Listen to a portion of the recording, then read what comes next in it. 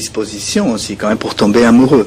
Si vous prenez par exemple L'amour fou d'André Breton, il vous parle d'un truc très intéressant, un peu comme Stendhal dans le début de l'amour, quand il vous parle de ce que c'est que tomber amoureux, il y a deux moments. Il y a un petit moment de la cristallisation, comme les stalactites des cavernes de Salzbourg. À un moment donné, ça c'est fixe, à un moment donné, ça se cristallise. Mais pour ça, il faut une disposition. Vous n'étiez peut-être pas disposé avant, maintenant peut-être ça. Et c'est pas, il dit, André Breton, dans L'amour fou, c'est pas tellement des rencontrés qu'il faut. Il oppose des rencontres multiples avec la trouvaille. Voilà, la bonne personne. Vous êtes dans les marchés aux puces, il y a plein de choses que vous rencontrez, plein d'objets. Mais à un moment donné, vous tombez sur un coup de foudre sur un truc. Un petit objet qui peut-être n'intéresse personne d'autre.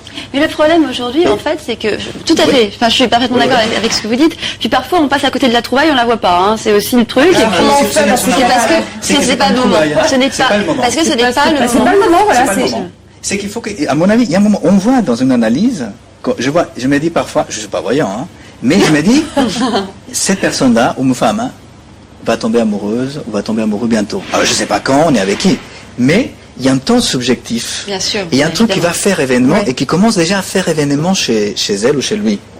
Mais pour ça, il y a des prédispositions, il y a des choses, il y a des conditions d'amour. Germaine, vous en pensez quoi, vous? Oui, c'est-à-dire que, oui, moi je pense aussi la même chose, c'est que ce qui est important sur Internet, c'est vous pouvez donner tous les profils, les éléments pour trouver quelqu'un, c'est du recrutement, et ce n'est pas de tomber amoureux. Oui, parce qu'en fait, de tomber amoureux, ça peut être n'importe quand, n'importe où. C'est à un moment donné, il y a un vécu qui se passe. Il y a c'est le fall in love. Là, on n'a pas besoin d'aimer, hein, ce que je vous disais. C'est pas pour tomber amoureux, on n'a pas besoin d'aimer. Et par contre, pour aimer, il faut absolument être tombé amoureux déjà. Donc, il y a un moment donné où il y a le vécu qui se passe. Ça passe par les odeurs, par les contacts, par quelque chose chez l'autre qui nous rappelle quelque chose qui existe déjà. C'est-à-dire rencontrer, ce que disait Freud, trouver un objet, ce n'est que retrouver l'objet perdu qui est toujours perdu, qui fonctionne comme perdu à jamais. Et cet objet-là, c'est cette nostalgie d'un avenir à venir qui est, au fond, la flamme du désir qu'on cherche. Et ça c'est présent, c'est pas forcément parce que la fille elle est belle, ou le garçon il est musclé, ou il est brun aux yeux bleus, mais c'est parce qu'il y a quelque chose qui vous rappelle, qui condense un peu, voilà. Et que c'est quelque chose comme une rencontre entre deux inconscients. Et on entre dans la vraie vie plus tard. Et pendant ce temps-là, les femmes évoluent plus vite émotionnellement que les hommes du même âge. Et ce qu'on observe souvent, pour parler du temps et de l'horloge biologique, c'est que les hommes donc peuvent avoir une deuxième mi-temps pour avoir deuxièmes enfants. Et donc ce qu'on voit, ce qu'on observe beaucoup dans la société occidentale moderne, c'est un boom d'hommes mûrs qui font alliance avec des jeunes femmes idéalistes passionnées, des 33 ans, et que donc à ces moments-là, peuvent, même s'ils ont déjà des enfants, peuvent passer un deuxième mi-temps, et sur de nouvelles bases, avec une expérience, et en termes des liens émotionnels, qui peut se rapprocher cette fois-ci de l'évolution des femmes. Et est-ce que notre éducation dans tout ça joue pas un rôle aussi ? Oui, bien sûr, l'éducation, mais à entendre dans deux sens. D'un côté, le sens volontariste, conscient de l'éducation. À savoir qu'avant, les filles comme ça étaient considérées comme étant des filles pas sérieuses, ayant une vie dissolue, donc pas bonnes à marier. Bon, ça c'est le côté conscient de l'éducation. Donc il faut bien que tu cherches, mon fils, une fille bien pour te marier. Et donc pour t'envoyer en l'air, ça c'est autre chose. Bon, mais ça, c'est le côté conscient. Mais il y a le côté inconscient, c'est autre chose. C'est que je me pose la question, hein, pour pas mal de gens, c'est pas l'éducation directe, hein, c'est l'éducation indirecte. À quoi sert, si ça sert à quelque chose, à quoi ça peut servir, inconsciemment, hein, et dans le développement psychosexuel d'un enfant, d'un adolescent, le fait que ses parents soient et restent un couple, dans le sens des relations même sexuelles, que les enfants entendent ou sachent que les parents font l'amour. Oui. Qu'est-ce qui se passe quand des jeunes, ou des adolescents, ou des enfants, savent que leurs parents ne couchent plus, c'est-à-dire ils dorment côte à côte. Oui. Et ça c'est pas anodin. Alors, comment mesurer ça? Je ne sais pas encore, mais ça, je pense, et ça c'est question d'éducation, éducation indirecte, involontaire. Vous en pensez quoi par rapport aux hommes cette fois-ci? Eux, les hommes, comment ils ressentent ces 30 ans et comment ils ressentent les femmes, vous pensez? Moi, je parlais ce qu'on observe aussi, c'est qu'il y a des jeunes trentenaires, de plus en plus, qui viennent en analyse, psychothérapie, et qui sont des garçons qui n'ont jamais eu encore une véritable expérience sexuelle complète ou satisfaisante jusqu'au bout. C'est impressionnant. Alors que c'est la libération de... mais non, de plus en plus. Alors, bien sûr, il y a, je pense, de façon collective, ce qu'on disait au téléphone, c'est qu'il y a je pense, c'est une hypothèse, un phénomène social. Alors, c'est pas volontaire, intentionnel, mais les hommes réagissent avec peur. Toujours, depuis toujours, il y a l'horreur de la castration. Là, c'est freudien. L'horreur de la castration, c'est la castration féminine, la castration maternelle, d'abord. Pourquoi ces types de personnes n'ont pas de pénis? Mais c'est bizarre. Normalement, tout le monde devrait en avoir. Parce que l'enfant, le garçon, on se dit, et la fille aussi. Il y a un truc bizarre, un truc qui cloche. Et c'est ce qui attire le désir. Mais ça peut faire horreur, parce qu'on peut perdre ça, étant garçon. C'est la seule chose qu'on peut se faire. Ce qui est terrible avec les Amazones, d'ailleurs, avec les femmes très Amazones, c'est qu'elles castrent un peu les garçons. C'est ça. Alors, ce qui fait peur aussi, c'est la jouissance féminine. Cette autre jouissance. Quand l'homme se règle vis-à-vis de ça, c'est magnifique. Mais sinon, ça peut faire peur. De ne pas être à la hauteur pour amener la femme à ça, ou de s'écrouler devant la puissance de cette de l'inconnu. Finalement, la jouissance, l'orgasme féminin, c'est un gouffre. C'est quelque chose que l'homme ne maîtrise absolument pas. Mais il peut venir à éprouver des choses équivalentes, pas aussi fortes, mais je trouve, à condition qu'il se laisse aller. Bon, il y a tout un travail à faire. Mais, il y a quelque chose que j'ai oublié aussi, j'allais dire, oui, c'est les pouvoirs, voilà. Les pouvoirs.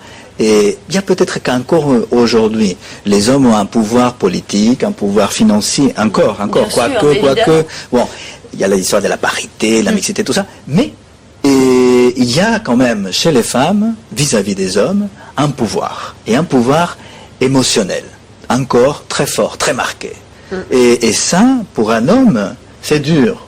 Alors, on peut être bon au sport, mais vis-à-vis de la chose émotionnelle, psychique, affective, c'est autre chose. Et donc, peut-être que là, et donc ce que je disais l'autre jour, c'était que, pas intentionnellement, mais une des réactions possibles de façon étendue dans la société, parce qu'on voit aussi l'émergence de l'homosexualité de façon très forte, beaucoup plus forte qu'avant, puisque ça a toujours existé, c'est quelque part aussi une certaine réaction. C'est comme si une bonne partie de la population masculine disait aux femmes, bon bah puisque vous êtes comme ça, nous on reste entre nous. On reste entre nous. Bien sûr, c'est pas dit comme ça, mais c'est beaucoup plus compliqué. Mais, voilà, et combien des patientes me disent, voilà, on est allé faire un petit tour dans les marais et il y avait des hommes sublimes, mais malheureusement, il y a une autre réaction aussi masculine qui touche cette fois-ci non pas la sexualité indirectement, mais la paternité. Alors là, ce qui se passe, c'est que donc l'homme, je ne vous le souhaite pas, mais on trouve donc un homme, on se marie, donc femme, vous vous mariez, etc. Et puis, ce qui se passe, il y a les processus de la gestation, la grossesse, et pendant ce temps-là, une partie des hommes disent, je ne peux plus la toucher. C'est-à-dire que la femme, elle perd l'attraction sexuelle. Elle devient une maman. Maman, et puis il y a un troisième personnage, qui est l'embryon, le bébé. Et ensuite, après, bien sûr, il y a des modifications corporelles, il y a des modifications donc psychosomatiques et psychiques, affectives. Et ensuite, après, la maman doit s'occuper pendant 1 an, au moins, de cette complicité. Ça reste la difficulté de réconcilier la maman et la putain, en fait. C'est ça. Et donc, à ces moments-là, qu'est-ce qui se passe? Souvent, pendant cette période-là, les hommes vont chercher ailleurs. Et parfois, non, c'est pas simplement chercher de façon utilitaire pour s'envoyer en l'air, pour tirer un coup, comme on dit. Pas seulement ça, mais c'est tomber amoureux, carrément. Alors c'est pas forcément l'amour, mais c'est des choses fulgurantes. Faut se réaffirmer dans la réalité, je pense, effectivement. Moi j'ai eu énormément d'exemples, même pour faire ce livre, de nana qui me disaient, moi j'ai été enceinte et quand j'étais enceinte, il est allé voir ailleurs. J'ai eu beaucoup d'exemples de ce type-là, absolument. Mais heureusement, tout le monde n'est pas comme Non. Mais non, il n'y a pas de généralité. Il n'y a pas de généralité. Mais c'est vrai que ça arrive aussi. Parce qu'ils se sentent délaissés aussi, peut-être. Parce qu'elle se focalise plus sur elle-même et finalement, elle le délaisse et du coup, lui, c'est se ça. dit, bon, Et donc, il y a un risque. Non, on parle, là, on essaie de faire une typologie. Alors, je parle aussi des Amazones ou des princesses, mais du côté homme, et des Barbara, etc. Mais du côté homme, c'est des typologies simplement. Bien sûr, ça vaut ce que ça vaut. C'est assez superficiel. Mais ça existe. C'est-à-dire qu'on observe ça. Et oui, j'ai oublié ce que j'ai voulu dire. Vous étiez en train de dire là, et sur la maman. Qui se sentait délaissée. Enfin, l'homme qui se sent délaissé, pardon, de la femme qui est enceinte. Oui, et souvent, est-ce que des femmes se rendent compte de ce qu'elles sont en train de se faire subir à leur époux? Et qu'est-ce que vous conseillez aux personnes tout comme à fait. ça? Je me souviens ce que je voulais dire, c'est que donc les risques, c'est que ces femmes-là, et souvent donc ont été très libérées, donc elles ont fait des longues études, elles sont réalisées dans les études, donc maintenant rationnellement se disent bon, puisque l'horloge biologique dit qu'il était l'heure, il faut que donc Internet ou les bars ou je sais pas quoi, et on trouve juste pour trouver quoi. Donc on recrute quelqu'un. Et on fait les choses mal. Et on fait les choses mal parce qu'en fait c'est pas ça. On fait alliance pour avoir des enfants, mais pas alliance pour vivre la sexualité. Jusqu'au bout, il y a un récit permanent. Et voilà la question, quoi. Comment concilier ces deux tendances?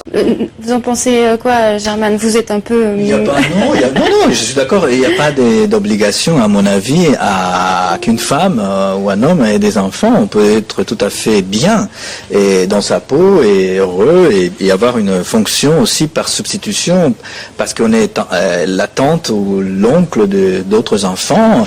Et il y a des curés d'ailleurs qui n'ont jamais eu d'enfants. Ça existe même des pères de l'Église qui n'ont pas d'enfants, n'est-ce pas? Ils sont tout à fait heureux. Et donc, non, je pense que... Mais peut-être que la personne, elle se coupe, volontairement ou involontairement, d'une expérience qui est magnifique. Mais il n'y a pas d'obligation. Il n'y a aucune obligation, même pour l'état mental de la personne. Mais c'est vrai qu'avoir des enfants, c'est une expérience merveilleuse. Ça, oui. Moi, je pense que la femme sexy fait plus peur d'abord aux autres femmes. Oui, c'est vrai aussi. Parce que là, c'est une question de rivalité. Oui. Mais alors, pour les hommes, pour ceux qui aiment bien ces modèles des femmes sexy et qui collent bien à leur idéal de femme, ça fait peut-être pas peur, mais ça fait angoisse. Ça fait angoisse parce qu'il s'est dit, voilà, angoisse parce que je pense que non seulement les femmes ont peur de perdre l'amour, même l'amour supposé, l'amour peut-être pas forcément l'amour effectif aussi, mais l'amour supposé théorique à venir, mais les hommes aussi. Je pense que les hommes aussi sont concernés par cette question de l'angoisse, de perdre, ce qui n'est pas la peur. La peur, c'est différent de l'angoisse. Je pense que ça, la femme sexy fait peur aux femmes. C'est-à-dire que l'autre va me piquer, mon mec potentiel, ma cible. Mais, ça c'est la peur. L'autre va me la piquer. Mais l'homme, il ne ressent pas de peur de la femme sexy, excusez-moi, il ressent de l'angoisse. Et on tue de rester ensemble, finalement. On se dit, ça va pas, de toute façon, il y en a un autre à côté, allez hop. Mais ça, c'est juste quand vous rencontrez vraiment la trouvaille. Et là, oui.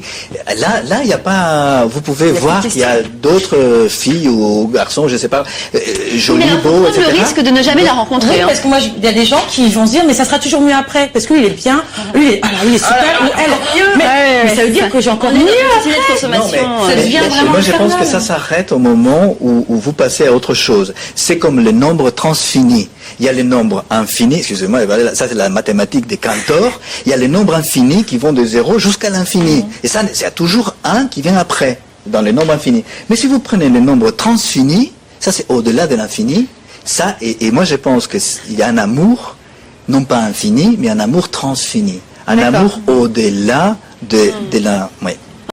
C'est l'amour de soi, c'est un amour très narcissique. Je vais trouver mieux, c'est l'amour narcissique, c'est pour moi. Je vais trouver une meilleure chemise, une autre cravate, une autre chose, une autre voiture. Et il y a toujours une voiture meilleure. Mais si j'aime beaucoup ma voiture, je suis content avec, je peux apprécier celle des autres. Et je fais 300 000 km avec. Voilà. Toujours comparer les femmes avec les voitures, vous voyez, ça continue. Alors, merci, l'émission est terminée. Merci à vous trois. Merci à vous. Merci à vous trois d'avoir